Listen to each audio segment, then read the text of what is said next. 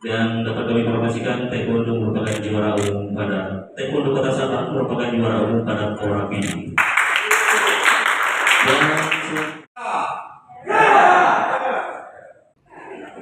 Syederlun sebagai bentuk apresiasi dan penghargaan prestasi, pemerintah Kota Sabang memberikan bonus kepada seluruh atlet berprestasi yang berhasil meraih medali pada ajang Pekan Olahraga Aceh ke-14 PD tahun 2022.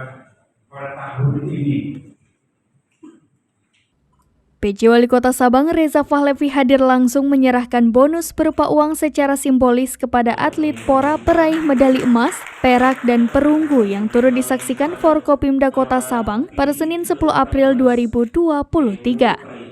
Menurutnya, meski dengan segala keterbatasan, pemerintah akan terus berusaha agar Sabang ke depan lebih berprestasi dengan membina atlet yang merupakan putra-putri daerah sejak dini.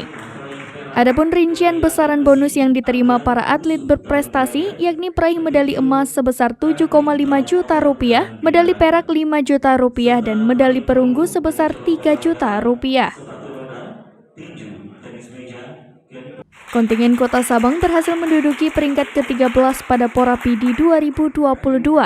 Dengan membawa pulang total 80 medali, terdiri dari 11 medali emas, 23 medali perak, dan 46 medali perunggu dari 23 cabang olahraga. Sementara Sabang mengikuti sebanyak 30 cabur.